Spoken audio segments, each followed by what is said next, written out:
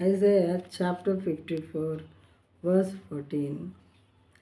The righteousness you shall be established.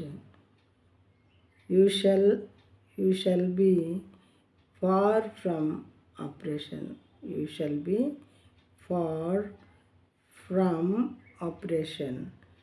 For you shall not fear, and from terror, for it shall not come near you.